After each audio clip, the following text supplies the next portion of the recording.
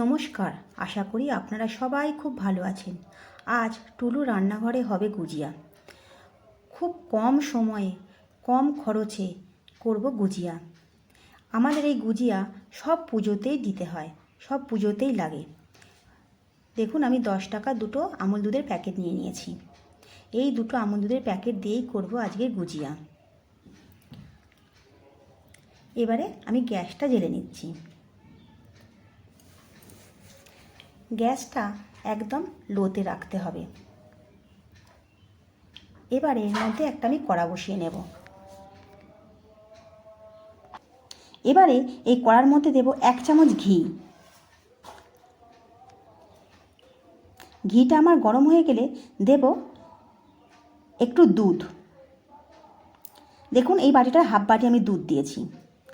দিয়ে দুধটা একটু নাড়াচাড়া করে নেব।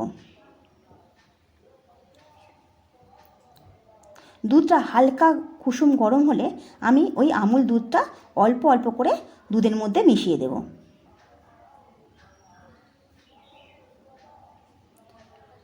এটা দুধটা হালকা গরম হলেই তবে মেশাতে হবে। দুধটা যদি খুব গরম হয়ে যায় তাহলে আমুল দুধটা দলা পাকিয়ে যাবে। আর এটা একেবারে ঢেলে দিতে হবে না, অল্প অল্প করে মেশাতে হবে।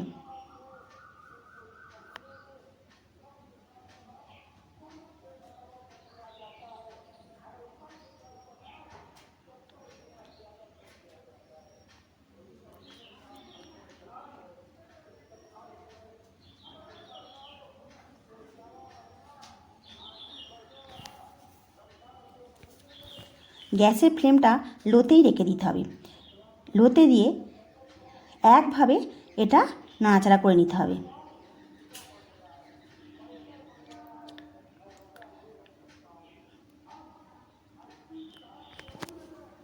দেখুন, আমার দুধটা কতটা শুকনো হয়ে গেছে। এটা নাড়াচাড়াটা বন্ধ করলে হবে না, একভাবে নাড়াচাড়া করে যেতে হবে। এবার এর মধ্যে দিয়ে দেব 2 চামচ চিনি। আমি 2 চামচ চিনি গুঁড়ো করে নিয়েছি। আপনারা আপনাদের স্বাদ মতো চিনি দেবেন। আমি 2 প্যাকেট আমুল দুধের জন্য আমি 2 চামচ চিনি নিয়েছি। দিয়ে এবারে ভালো করে আরও নাড়াচাড়া করতে হবে।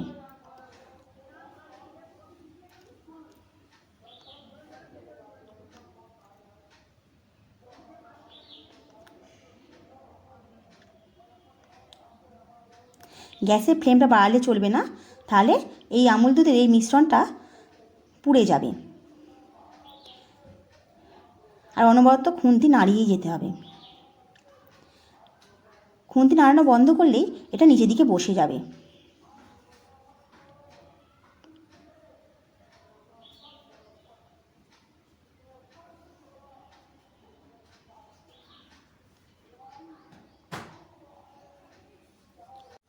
দেখুন, দুধের মিশ্রণটা আমার হয়ে গেছে। যখন দেখবেন একটা ডোয়ের মতো হয়ে গেছে মিশ্রণটা, তখনই জানবেন হয়ে গেছে। আর এই দুধের মিশ্রণটা যখন কড়া থেকে ছেড়ে আসবে তখন এটাকে আমাকে নামিয়ে নিতে হবে। দেখুন, এটা আমার কড়া থেকে অনেকটা ছেড়ে এসছে।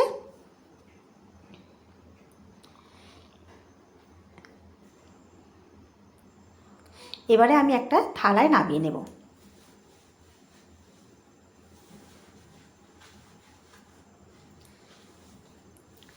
এবারে এই মিশ্রণটা একটু ঠান্ডা হলে তারপরে আমি গুজিয়াগুলো তৈরি করব।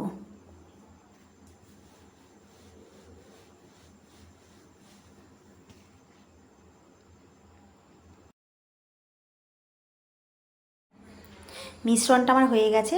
এবারে হাতের মধ্যে একটু ঘি মাখিয়ে আমি একটুখানি মিশ্রণ নেব, নিয়ে হাতের তালুতে ভালো করে একটু গোল করে নেব, গোল করে একটু লম্বা করে নেব। দেখুন, এবারে দুদিক চেপে দেব।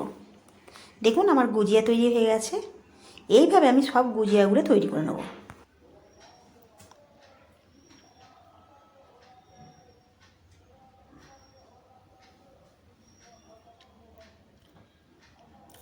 এইভাবে আমি সবগুলো বানিয়ে নেব।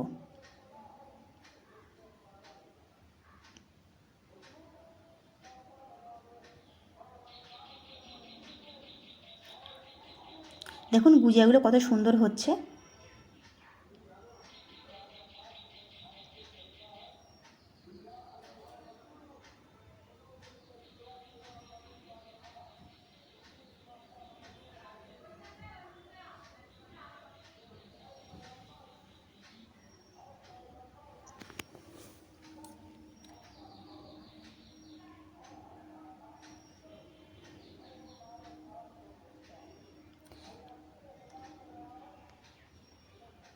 দেখুন আমার সব গুজিয়াগুলো হয়ে গেছে। এখন একটু নরম আছে, এটা একদিন রেখে দিলে শক্ত হয়ে যাবে। এটা যে খুব নরম হয়েছে, ঠান্ডা হলেই এটা শক্ত হয়ে যাবে। আর এটা খেতেও খুব ভালো হয়েছে।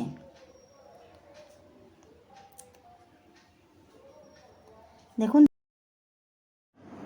যদি আমার রান্নাটা ভালো লেগে থাকে একটা লাইক আর একটা সাবস্ক্রাইব করে দেবেন।